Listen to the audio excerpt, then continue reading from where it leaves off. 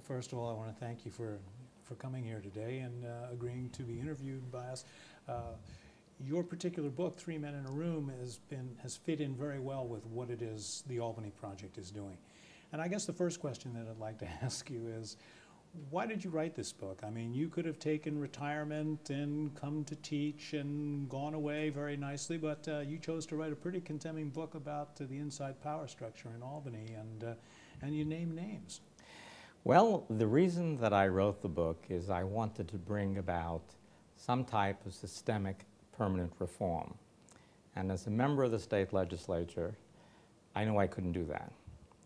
I began writing the book at about the time I decided to retire from the Senate after a decade in the Senate, and that was about a year before I retired.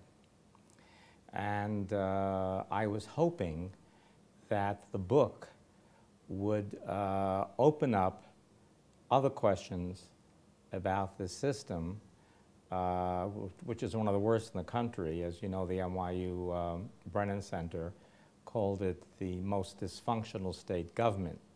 I would put it second after Louisiana, but Mississippi and Alabama and Arkansas are ahead of us.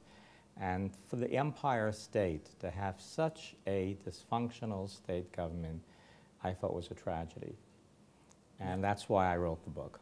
Now, how has the book been received by your colleagues? Well, most of my colleagues felt it was very good, and they've called or I've met them at political fundraisers. One of my colleagues blew, I won't mention his name, or blew his top. He says, how can you do this? And it's not true, and you're doing things that you shouldn't be doing, and you should be protecting us, not hurting our our continuation here. And that's one of the problems, because when you're elected to the state Senate, it becomes a permanent position. It's a position for life. All you have to do is play ball. Even in my party, I was a member of the Finance Committee, and they gave me this prestigious committee because I was president of the New York City Board of Education and a university dean at CUNY, and I dealt with financial matters. And after I was on this committee for a month, I was approached by, this goes back over a decade, by leadership at that time, so I can say it without involving anyone today. And I said, look, Lachman, you're the type of person we need. If you follow in our footsteps and do what we want you to do, you can rise to the very top, or you can sink to the abyss, and you won't be able to accomplish anything.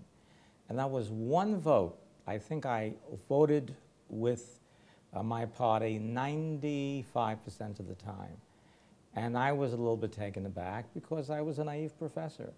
I taught the theory of state government at Baruch College and the Graduate Center of the City University of New York, and then I discovered the reality. And the two were like night and day. And I decided to write about the reality so that perhaps eventually the reality might become closer to the theory. So I guess step number one is to expose the reality so that people following can then possibly actually bring about reform. I think many New Yorkers would be shocked to learn that I think it was in 2004 or 5, we received the budget in the middle of the night, and we were brought into the Finance Committee, which has to approve it before it goes on the floor, and the budget was this thick. It was a telephone directory, and it had 2,763 items. And since I am in the Senate, and the Republicans continue to control the Senate, the chairman was a Republican, who said, gentlemen, we have 20 minutes to read this budget and to vote on it. But it's important to realize that it has the support of the Speaker of the Assembly, who's a Democrat, and the Majority Leader of the New York State Senate, who's a Republican. I went ballistic at that. And we voted on it. And why did I vote yes rather than no? because there were a lot of things in that budget that were positive. There were many things that were negative.